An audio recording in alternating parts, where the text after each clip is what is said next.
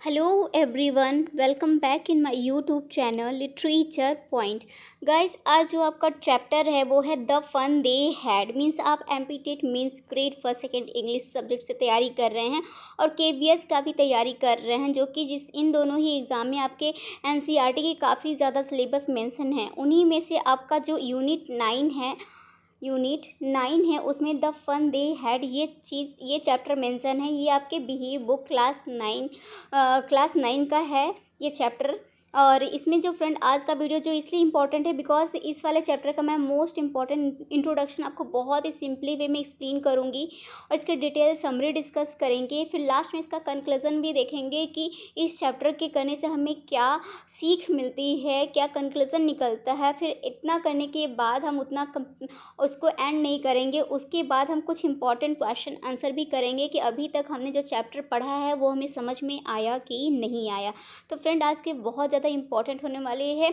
बस video start करने से पहले आपसे एक छोटी सी रिक्वेस्ट है कि अगर आप पहली बार मेरे चैनल पर विजिट किए हैं और आप देख रहे हैं कि कम व्यू मतलब 20-25 व्यू गया है तो प्लीज़ वीडियो को स्किप नहीं करिएगा, एक बार वीडियो को ज़रूर पूरा देख लीजिएगा। अगर वीडियो पसंद आए, एक्सप्लेन करने का तरीका पसंद आए तो आप नेक्स्ट टाइम विज़िट करिएगा, अदरवाइज़ आप नहीं करिएगा। तो चलिए फ्रेंड, बातें बहुत ज़्यादा हो गई, वीडियो को स्टार्ट करते हैं।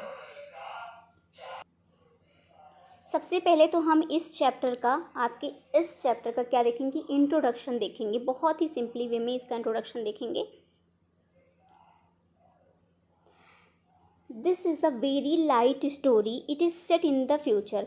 ये जो स्टोरी है बहुत ही मतलब कि सॉफ्ट तरीके से लिखी गई है, बच्चों को इम्प्रेस करने के लिए लिखी गई है कि आज के जनरेशन में और फ्यूचर के जनरेशन में के एजुकेशन में कितना ज़्यादा डिफरेंस है, ये शो करने के लिए लिखा गया है ये वाला स्टोरी। ये जो कि फ्यूचर का पूरा मतलब फ्यूचर का जो इसमें सेटिंग है वो पूरे फ्यूचर की है। It will make all of you love school. ये स्टोरी पढ़ने के बाद आपको ऐसा लगेगा कि आप स्कूल जाने से क्या करेंगे, अपने स्कूल से क्या करने लगेंगे, प्यार करने लगेंगे। This story is regarding school life and how those children who do not go to school miss school. Means कि आपको ये स्टोरी जो है वो बच्चों को ये प्रेरित करेगी जो बच्चे स्कूल नहीं जा पाते थे हैं, या फिर फ्यूचर में एक स्टोरी ऐसा है जैसे यही स्टोरी है टॉमी और मार्गी की। ये लोग फ्यूचर की स्टोरी लगभग 140 मतलब आज से 140 बाद फ्यूचर की स्टोरी इसमें बताई गई। उस टाइम कोई भी बुक नहीं रहता था, कोई भी स्कूल टीचर नहीं रहता था, कोई भी स्कूल नहीं रहता था, कोई भी साथ में पढ़ने वाले बच्चे नहीं रहते थे। उनको एक रोबोटिक टीचर्स उनको पढ़ाते थे। उनका जो क्लासरूम रहता था उनके बेडरूम के जस्ट साइड में रहता था, वो ई बुक्स वगैरह से पढ़ाई करते थे। तो वही वो बच्चे वो मिस करते हैं कि जो भाई हमारे दादाजी तो बता रहे थे कि उनके दादाजी जो थे वो स्कूल जाते थे, वो एक टीचर से, एक इंसानी टीचर से पढ़ाई करते थे और उनके ही एज के कई सहपाठियों के साथ, कई क्लासमेट्स के साथ वो पढ़ते थे। लास्ट में अपनी छुट्टी इंजॉय करते थे। मतलब वो लोग सोचते थे काफ़ी अच्छे से उनकी लाइफ थी। बट हमारे साथ तो ये सब है ही नहीं, हमें तो एक रोबोटिक टीचर्स पढ़ाने के लिए आ गया। तो फ्रेंड इस जो चैप्टर है द फन दे हैड, इसका ये शॉर्ट समरी मैंने आपको डिस्कस किया है। तो चलिए इंट्रोडक्शन देख लेते हैं। The setting of the story is in the future, ये मैंने आपको बता ही दिया। There will be no school, जो मतलब फ्यूचर में उस टाइम कोई भी स्कूल नहीं था, कोई भी बुक्स नहीं था। Now how those students will miss going to school and will feel that their ancestors that is the present generation। वो सोचते थे कि मतलब वो स्कूल को मिस करते थे, सोचते काश हम लोग भी ऐसे ही अपने कई दोस्तों के साथ स्कूल में जा सकते, हमें भी एक इंसानी टीचर पढ़ाता, जो कि इस टाइम हमें एक रोबोट टीचर पढ़ा रहा है। वो सोचते हैं कि हमारे जो पूर्वज थे उनका कितना अच्छा था कि भाई वो तो एक स्कूल में जाके अपने घर से थोड़ी दूर पे जाके क्या करते थे, स्कूल में पढ़ते थे। जैसे कि अगर प्रेजेंट जनरेशन की हम बात करें, इसमें फ्यूचर की बात की गई है, इसलिए बताया गया है कि भाई उस टाइम पूरे रोबोटिक सिस्टम थे। बट प्रेजेंट जनरेशन में तो ऐसा अभी नहीं है ना। अभी तो जो बच्चे हैं छोटे वो स्कूल ही जाते हैं ना, अपने सहपाठियों के साथ, अपने क्लासमेट्स के साथ पढ़ते हैं, हाफ डे इंजॉय करते हैं, लंच टाइम इंजॉय करते हैं, वो सब कुछ वो अपने अभी तो प्रेजेंट टाइम चल रहा है ये तो आप जानते ही हैं।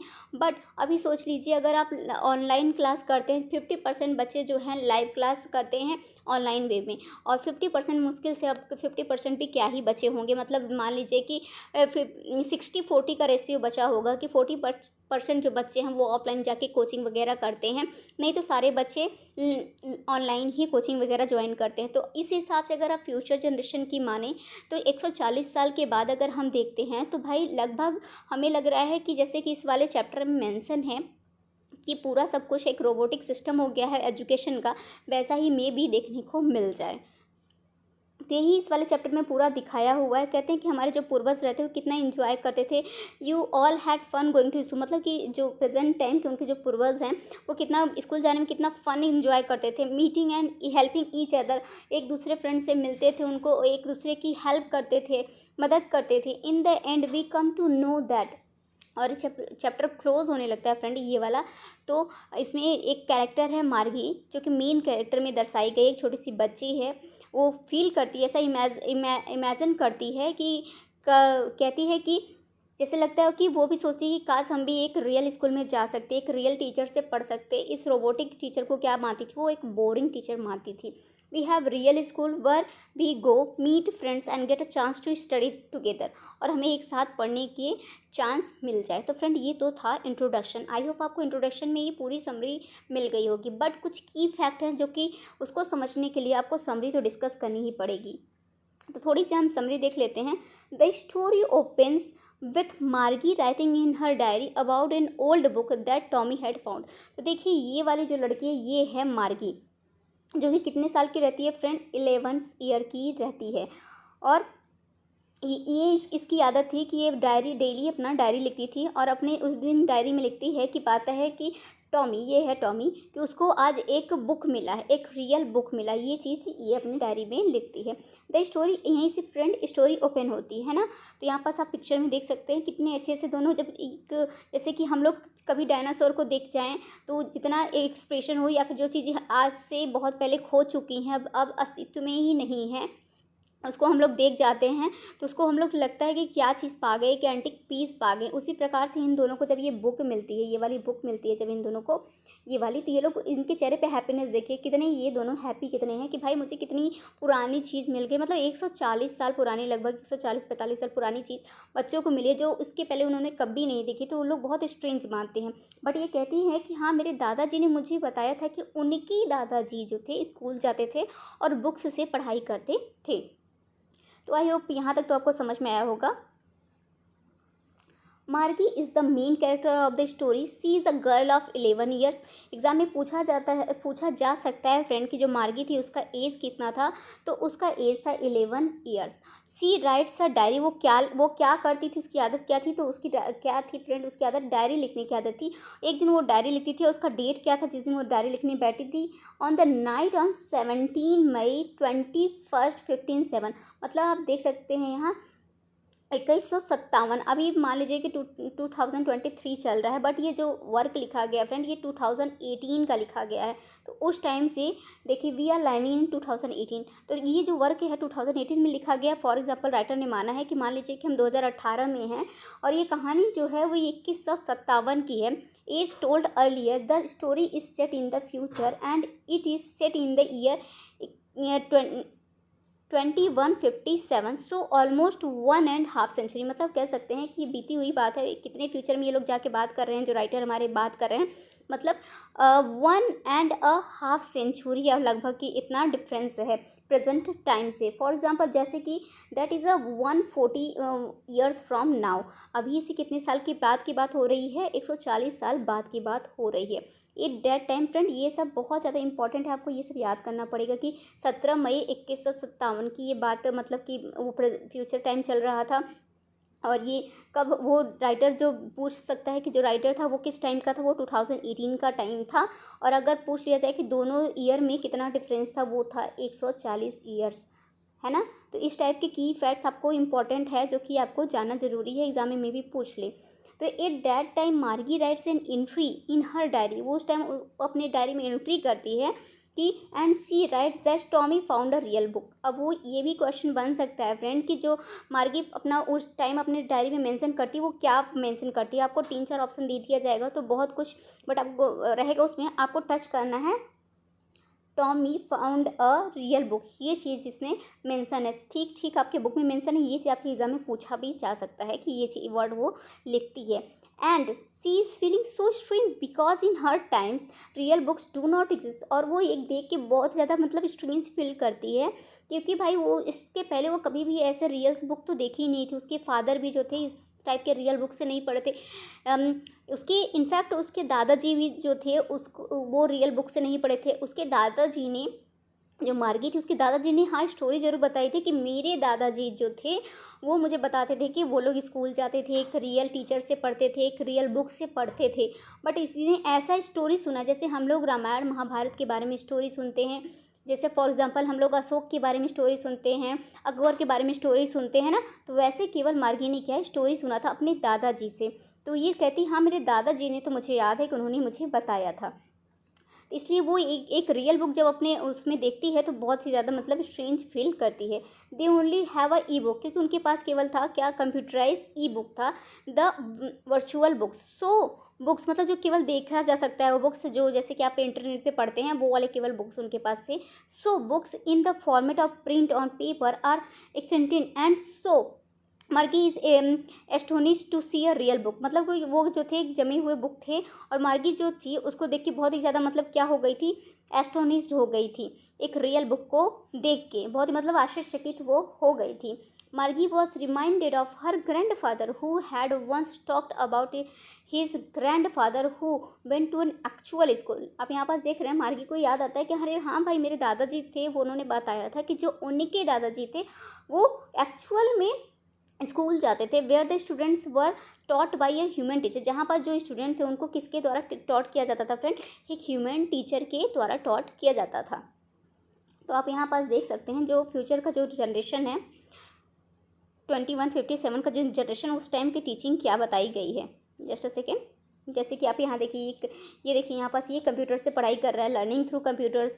फिर वर्चुअल क्लासरूम है, ये इनके बेडरूम जो मार्गी रहती है उसके बेडरूम के जस्ट बगल में उसका क्लासरूम रहता है। यहाँ पास एक देख सकते हैं आप, छोटा सा रोबोट जो है वो पढ़ा रहा है, टाइम बता रहा है उसको। और यहाँ पास ये देखिए रोबोटिक टीचर इसको बताया गया है कि भाई कोई इंसानी टीचर उस टाइम नहीं था, एक रोबोटिक, सब लोग सभी जो पेरेंट्स रहते थे अपने बच्चों के लिए एक रोबोटिक टीचर रखते थे।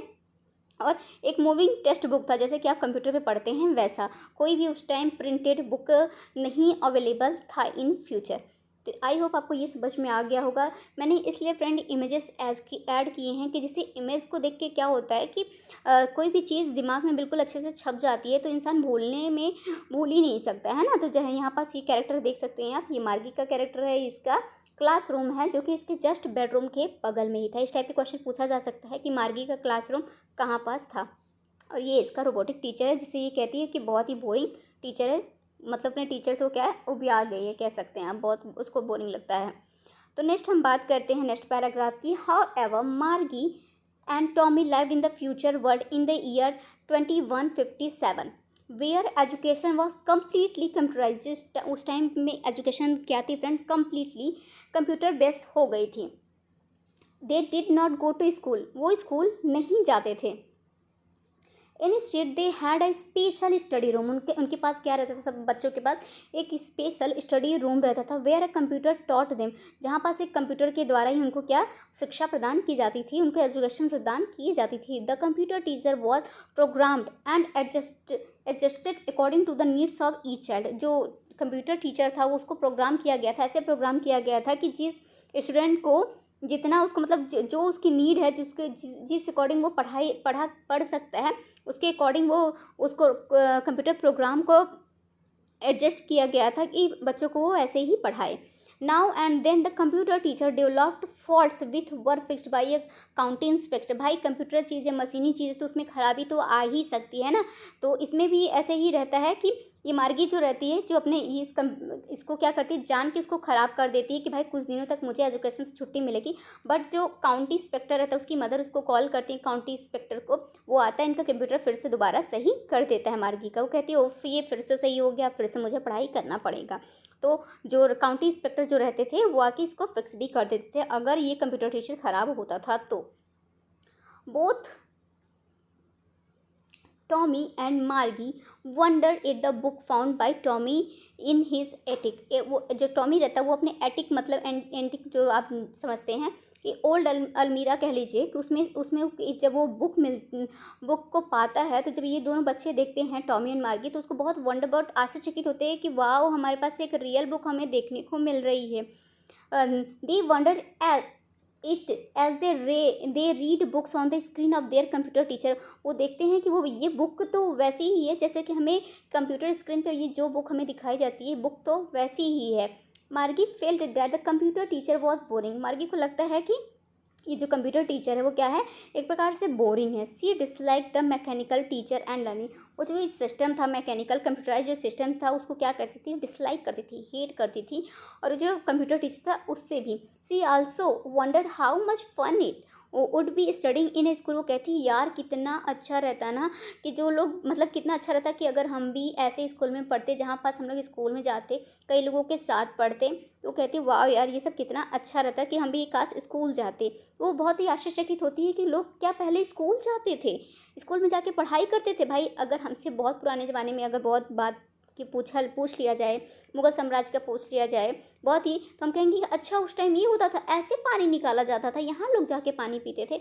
अब तो हमारे पास क्या है, प्योरीफाई है, हम घर पे गए तुरंत प्योरीफाई वाटर निकाला ग्लास में और पी लिए।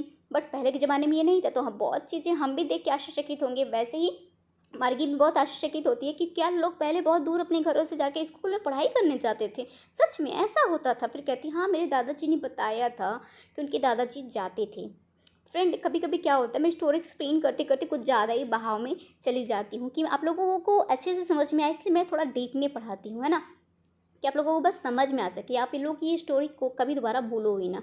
तो इसलिए मैं थोड़ा सा एग्जांपल दे दे के समझाऊंगी ना, तो आप लोग स्टोरी नहीं भूल पाओगे। तो कहती है इसको बहुत ही आश्चर्यचकित लगता है कि लोग स्कूल में, बच्चे स्कूल में जाके पढ़ाई करते थे, तो studying in a fun way. वो कहती है वाह यार कितना ये मतलब वो फन वे में कितना अच्छे से वो स्कूल पढ़ते थे with other children and that too from a human teacher. वो कहती है कि छोटे और कई बच्चों के साथ, अपने एज के कई बच्चों के साथ, बताओ वो कितना अच्छा होता कि अपने एज के बच्चों के साथ वो लोग पढ़ते थे और उनको टीच करने के लिए एक रोबोटिक टीचर नहीं बल्कि एक रियल ह्यूमन टीचर वहाँ पास रहता था। उसे जो पूछ लो वो बता दे। और बट रोबोटिक टीचर क्या होता है भाई, उसके में जो प्रोग्राम किया गया है वही चीज़ वो रिप्लाई करेगा ना, एक रोबोट की तरह ए करेगा। बट जो ह्यूमन टीचर रहते हैं आप उनसे कुछ भी पूछ लो तो वो बता ही देंगे। नहीं समझ में आएगा वो सर्च करके बता देंगे। भाई रोबोट तो इंसान से तेज है ही, बट इंसान ने ही रोबोट को बनाया है। तो इंसान और रोबोट में कभी फाइट हुई ना तो रोबोट नहीं जीत सकता, इंसान ही जीतेगा। क्योंकि उसके जन्मदाता, अगर हम इंसान के जन्मदाता भगवान है तो रोबोट के जन्मदाता भी तो इंसान ही है। तो अपने जन्मदाता से कोई नहीं जीत सकता। जैसे कि बच्चे अपने पेरेंट्स से नहीं जीत सकते, और जीत भी जाते हैं तो आगे फ्यूचर में जाके उनको कोई भी उसका लाभ नहीं मिलता है। तो फ्रेंड यहाँ तक तो ये स्टोरी ख़त्म हो गई, समझी इसका। अब देख लेते हैं कि इस चैप्टर से हमें क्या पढ़ के क्या हमें ज्ञान प्राप्त हुआ है। To sum up the fun they had summary, this chapter throws light on emerging technology and how it's overtaking the world। इस चैप्टर में फ्रेंड यही दिखाया गया कि जो टेक्नोलॉजी है धीरे धीरे कैसे सभी को पीछे छोड़ती जा रही है। सारी सारी जो साथ में लोग बैठ के पहले खाना खाते थे, अब बच्चे क्या करते, मोबाइल चलाते रहते हैं, खाना खाते रहते हैं। सभी लोग एक साथ बैठ के हॉल में टीवी देखते थे पहले, उसके पहले भी सब लोग एक साथ बैठ के पेड़ के नीचे बात करते थे। फिर उसके बाद ज़माना आया कि सब लोग एक साथ बैठ के टीवी देखते थे। अब ज़माना आ गया कि सारे बच्चे अलग अलग अपने हाथों में, सब लोग अलग अलग मोबाइल लेके अलग अलग खाना खा रहे हैं ना। वही रियल में मिलेंगे वही फ्रेंड तो ज़्यादा बात नहीं करेंगे, पर व्हाट्सअप इंस्टा पे बात करने में सब लोग घंटों बात कर जाएंगे। तो ये है टेक्नोलॉजी की कैसे लोगों को, भाई अगर टेक्नोलॉजी किसी को लाभ दे रही है तो हानि भी तो दे रही है। ये भी चीज़ देखो, दोनों ही चीज़ें बिना टेक्नोलॉजी के तो इस टाइम में इमेजिन ही नहीं किया जा सकता। बट ये है कि टेक्नोलॉजी जो आई है नई, वो उसके साथ लाभ तो बहुत होता है बट हानि भी है। तो ये बता रहे हैं कि कैसे ही पूरे जनरेशन को ये कैसे ओवरटेक कर ली है, ये जो टेक्नोलॉजी, उभरती हुई टेक्नोलॉजी आ रही है वो कैसे पूरे जनरेशन को ओवरटेक करती जा रही है। दस in the near future it would not be surprising if teacher were replaced by robot. तो अगर इन फ्यूचर आने वाला जो हमारा फ्यूचर है उसमें अगर कुछ ऐसा हो जाता है कि जो रियल टीचर की जगह पे एक रोबोट पढ़ाने के लिए आ जाए। आप जानते हैं अमेरिका के कुछ स्कूल ऐसे हैं जिसमें सच में रोबोट से ही स्कूलिंग कर रहे हैं, उनके टीचर बन रहे हैं रोबोट से ही कर उनको पढ़ा रहे हैं। तो बहुत सारे ऐसे स्कूल डेवलप भी हो गए हैं। इस प्रेजेंट टाइम की बात कर रहे हैं, सोचिए आज से अगर हम 100 ईयर लेटर की बात करेंगे तो वो तब उस टाइम का जनरेशन आप इमेजिन कर सकते हैं कि क्या हो सकता है। तो कोई सरप्राइजिंग नहीं रहेगा कि इन फ्यूचर में अगर रियल ह्यूमन की जगह पे रोबोट टीचर पढ़ाने लगे, तो ये कोई सरप्राइजिंग नहीं रहेगा जिस टाइप से ये जनरेशन आगे बढ़ रही है। तो फ्रेंड इसका हो गया ये conclusion, the fun they had. I hope आपको स्टोरी आज की अच्छी लगी होगी और मेरे एक्सप्लेन करने का तरीका भी आपको पसंद आया होगा। तो फ्रेंड ये रहा आपका कुछ इंपॉर्टेंट क्वेश्चन आंसर, जैसा कि मैंने आपसे प्रॉमिस किया था कि एंड में हम लोग क्वेश्चन आंसर को करेंगे, जिससे कि हम लोगों को पता चल सके कि हमें कितनी समरी समझ में आई है। तो फर्स्ट क्वेश्चन है, हाउ ओल्ड आर मार्गी एंड टॉमी। तो इन दोनों का एज बताना है। तो मार्गी 11 से ईयर की रहती है एंड टॉमी रहता है 13 ईयर्स ओल्ड। मार्गी is 11 and Tommy is 13 years old. Second question है, व्हाट डिड मार्गी राइट इन हर डायरी। तो क्या लिखती हो अपनी डायरी में। जैसे मैंने आपको कहा था कि इस टाइप से क्वेश्चन पूछे जा सकते हैं। तो मार्गी wrote in her diary today, वो लिखती है, ये चीज़ लिखती है, देख लीजिए आप, टुडे 17 मई 2157, वो आज का डेट डालती है जिस टाइम वो डायरी लिखती रहती है। Tommy found a real book, वो लिखती है Tommy found a real book, जो कि बहुत ही बड़ी बात थी उस टाइम, फ्यूचर की बात उस टाइम, क्योंकि भाई Tommy found a real book जो कि कभी देखने को नहीं मिलता था, तो बहुत बड़ी उसके लिए बात थी, इसलिए वो अपने डायरी में इसको मैंसन करती है। क्वेश्चन नंबर 3, हैड मार्गी ever seen a book before. क्या मार्गी ने इसके पहले कभी भी बुक को देखा था।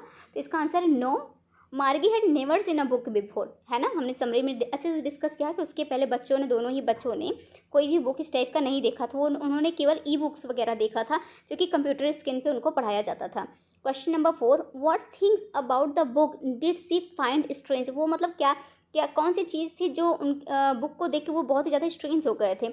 तो वो ये थी friend, the book had yellow and wrinkle pages. जो बुक के पेजेस थे वो येलो हो गए थे क्योंकि वो काफ़ी ओल्ड बुक थी, और जो उसके पेजेस थे वो रिंकल, उसमें मतलब थोड़े रिंकल, जैसे कि चेहरे पे थोड़ी झुर्रियाँ नहीं होती, या फिर आप पेज को ऐसे मोड़ के फिर ऐसे कर देते हो तो दोबारा उस पेज को जब ओपन पूरा स्ट्रेट करते हो तो उसमें रिंकल्स पड़ जाती है ना, तो उस पेज पे रिंकल्स थी, येलोइश पेज हो गए थे। The words of the book were still, और जो वर्ड्स थे बुक के जो वर्ड्स थे वो स्टिल थे, मतलब जमे हुए थे। हमें तो पता है कि भाई हम कंप्यूटर का स्क्रीन जो देखिए, हम यहाँ पास इसको ऐसे ऐसे इसको ऊपर नीचे स्क्रीन को कर सकते हैं, बट जो बुक का रहता है वो स्टिल रहता है, स्टिल मीन्स जमा हुआ। तो वो लोग सोचते हैं कि हम जो कंप्यूटर में बुक देखते हैं उसके तो भाई वर्ड्स जो रहते हैं वो हिलते डुलते रहते हैं, बट ये बुक के इस वर्ड्स जो थे वो स्टिल थे, बिल्कुल जमे हुए थे।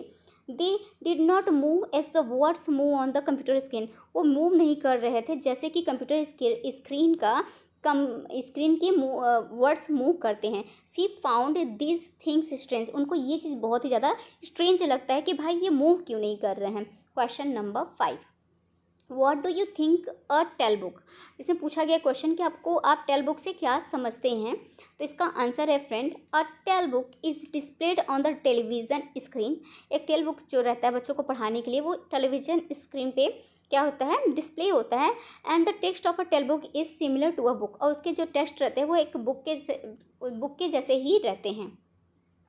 Question number 6, where was Margie school, did she have any classmates. ये क्वेश्चन पूछा गया है फ्रेंड, ये इस क्वेश्चन इंपॉर्टेंट भी है, एग्जाम में देखने को मिल भी सकता है, तो ये आप बिल्कुल ही नोटिस करके रखिए। तो इसका आंसर है, Margie's school was near her own bedroom, she did not have any classmate. क्योंकि भाई उसका जो क्लासरूम था जस्ट उसके बेडरूम के बगल में था, और उसको एक रोबोटिक टीचर पढ़ाई कर उसका एजुकेशन पूरा कंप्लीट करवाता था, और उसके पास कोई भी क्लासमेट नहीं थे। तो question number 7, what subject did मार्गी एंड टॉमी लर्न। फ्रेंड ये दोनों ही क्वेश्चन, ये और ये बहुत ज़्यादा इंपॉर्टेंट है, इसको आप बहुत अच्छे से रट लीजिएगा, बिल्कुल याद कर लीजिएगा। देखिए रटना अच्छी बात नहीं होता, बट मेमोराइज करना अच्छी बात होता है। तो ये है क्वेश्चन, व्हाट सब्जेक्ट डिड मार्गी एंड टॉमी लर्न। तो कौन सा सब्जेक्ट मार्गी और टॉमी लर्न करते थे। तो मार्गी लर्न ज्योग्राफी एंड मैथमेटिक्स। तो मार्गी को जो ज्योग्राफी और मैथमेटिक्स हो उसको पढ़ना पड़ता था।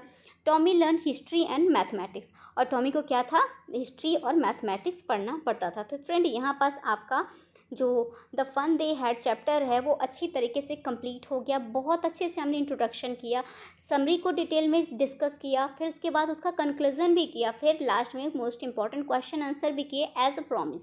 तो फ्रेंड आई होप आपको क्लास अच्छी लगी होगी आज की, और मेरे एक्सप्लेन करने का तरीका भी अच्छा लगा होगा। आई होप आप कहीं एक पल भी कहीं भी आप बोर फील नहीं किए होंगे।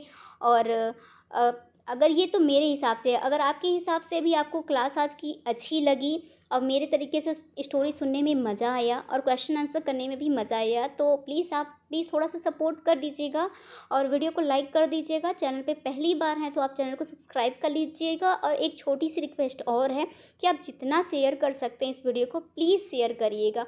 और मैं नेक्स्ट आपका जो यूनिट 9 के और भी चैप्टर हैं वो उसको मैं जल्द ही पर डे में ऐसे ऐसे करके आपका पूरा सिलेबस जो एमपीटेट का है मेंस का पूरा सिलेबस मैं कंप्लीट कराऊंगी, पक्का ये प्रॉमिस है। बस आप लोग भी अपना सपोर्ट बनाए रखिएगा फ्रेंड। मिलते हैं नेक्स्ट वीडियो में, तब तक के लिए thank you so much, bye.